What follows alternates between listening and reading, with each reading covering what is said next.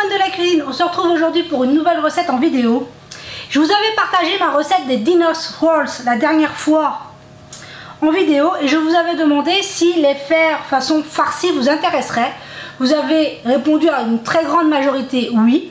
Donc aujourd'hui je vous partage la façon dont nous on aime farcir les Dinner Rolls.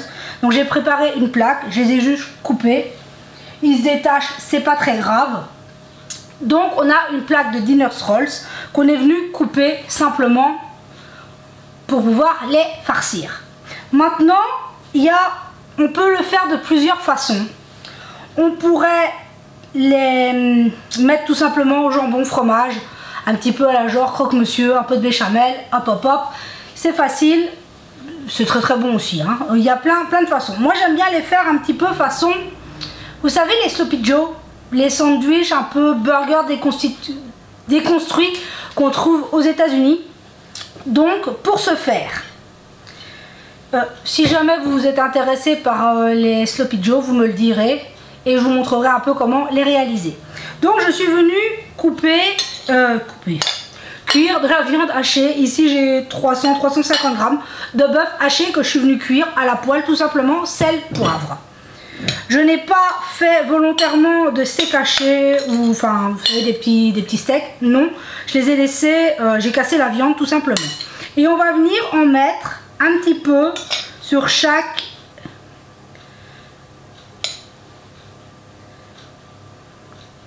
hop, en évitant d'en mettre tout partout. On vient en mettre tout simplement garnir un peu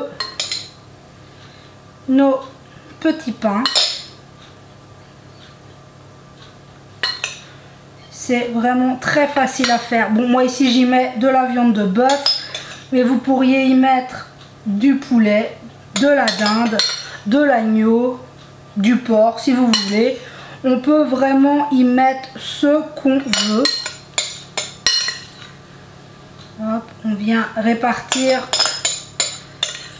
notre viande pour qu'il y en ait un petit peu partout, tout simplement. C'est vraiment très très simple. Mais on pourrait très bien aussi les réaliser de façon végétarienne en y mettant une base de tomates, une petite ratatouille, plein de légumes, ou version avec du bacon et du fromage de chèvre, un petit peu de miel. Il y a vraiment plein de possibilités. Moi ici je fais la version viande, cornichon, un petit peu remix du burger parce que c'est ce que mes enfants préfèrent. Mais voilà, après on peut tout à fait réaliser ce qu'on veut, ce qu'on aime. Donc maintenant ici, je vais venir ajouter, j'ai des petits cornichons que je suis venue couper en rondelles.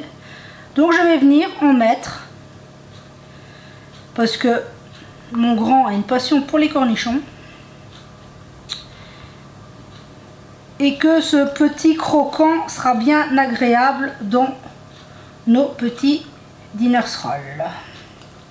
J'avais l'équivalent de 8 cornichons environ que je suis venue couper en petites rondelles tout simplement. Hop, voilà. Hop, tout simplement.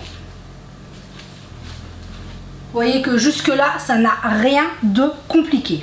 Maintenant qu'est-ce qu'il nous reste à faire? On choisit de mettre du fromage. Je vais y mettre, j'ai ici des tranches de fromage à raclette et je vais venir mettre une tranche par petit pain, tout simplement.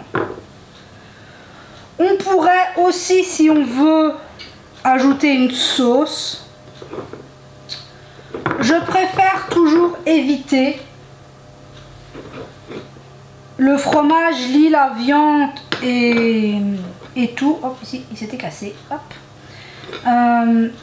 Je trouve pas nécessaire d'ajouter de la sauce. On pourrait très bien venir mettre de la sauce barbecue, de la moutarde, de la sauce burger, enfin ce qu'on aime, ou un peu de sauce un peu relevée, sauce pimentée si on aime.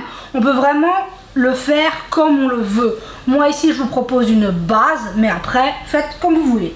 Et il ne nous reste plus qu'à venir, comme je vous dis, mes petits pains se sont décrochés quand je les ai coupés. Il y en a même un qui s'est un petit peu cassé. On va remettre son petit bout là, c'est pas très grave. Hop. C'est le problème des grandes plaques comme ça, quand on les découpe, ça a tendance un petit peu à se casser, mais bon, en soi, c'est pas très grave. Hop, on viendra faire après. Donc maintenant, on a notre plaque de pain garnie, viande, cornichons, fromage. Je vais venir, on va venir les badigeonner pour que ça ait quand même bien du goût. Donc j'ai ici 20 g de beurre à température ambiante. Je l'ai laissé sur mon plan de travail pour qu'il soit bien ramolli. Et on va venir y ajouter les herbes, les épices qu'on aime. Moi ici j'ai choisi d'y mettre de l'ail, du persil et de l'origan. Mais après on pourrait y mettre ce qu'on veut. Je viens mettre mes épices dans mon beurre. On mélange et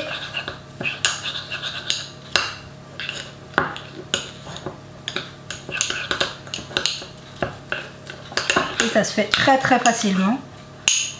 Et ensuite il ne reste plus qu'à venir en mettre un petit peu, hop, sur chaque pain pour que vous voyez bien. On vient en mettre un petit peu sur chaque pain.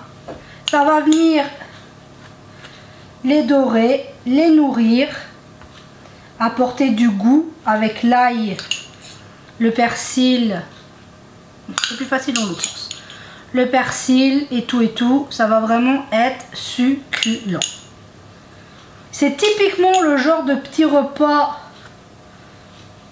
du vendredi soir où on ne se prend pas la tête à faire des plats très compliqués. On vient, hop. Je vais chercher une autre cuillère, je reviens. Voilà, j'ai terminé, hop, j'ai tout mis sur ma cuillère. Je suis venue mettre sur le dernier petit pain. On voit quand même que c'est super facile. Bon, après, moi je choisis d'y mettre un peu de beurre avec des épices, mais ce n'est pas obligatoire. On pourrait très bien, côté gourmand encore plus, remettre du fromage par-dessus. Tout est possible, c'est vraiment une variante. On peut faire des variantes, mais à l'infini. C'est vraiment, comme je vous dis, un plat typiquement du vendredi soir où on ne se prend pas la tête, à la bonne franquette, et puis voilà. C'est vraiment les plats que nous, on aime bien pour les fins de semaine. Donc maintenant, notre plat est garni, doré, enfin doré.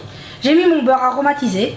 Maintenant, il ne reste plus qu'à le passer au four pour 10 minutes, un quart d'heure. J'ai mis mon four à 180 degrés, chaleur tournante comme d'habitude. Ma grille est à mi-hauteur et on va tout simplement laisser le temps que notre fromage soit fondu. Une dizaine de minutes, ça va relativement vite. Surveiller et on aura déjà notre plat déjà prêt. Avouez quand même que c'est super facile. Donc sur ce, ça passe au four et on se retrouve tout de suite après. Et voilà, regardez-moi ce résultat au bout des... Hop, ça descend un petit peu, ça dégringole, c'est le fromage.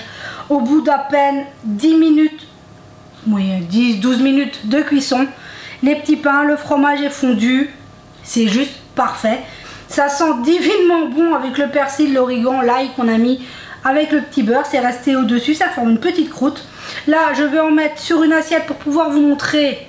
Mais là, c'est très chaud, je vais attendre quelques minutes. A tout de suite.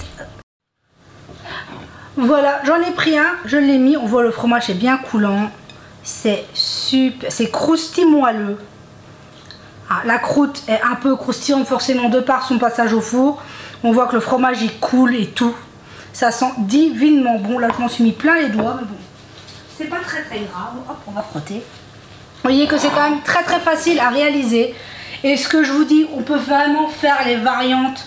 Il y a des variantes infinies pour garnir des petits pains comme ça. C'est un repas rapide, facile.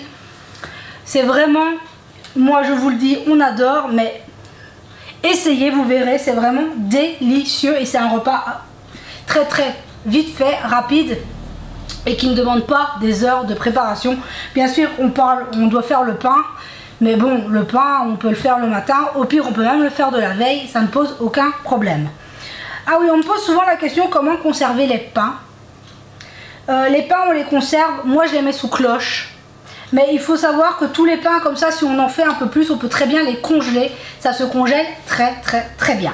Donc sur ce, j'espère que chez vous tout va bien, que vous prenez soin de vous et de ceux que vous aimez, que cette recette vous aura plu, qu'il fait beau chez vous. Ici il fait un peu gris, il y a un peu de vent. Mais bon, voilà, c'est l'hiver qui s'en vient. Donc sur ce, j'espère que cette recette vous aura plu. J'espère qu'elle vous aura fait plaisir parce que vous me l'aviez demandé. Donc voilà, elle est là. Sur ce, je vous souhaite une merveilleuse journée, que tout se passe bien pour vous. Et on se dit à très vite pour la prochaine vidéo.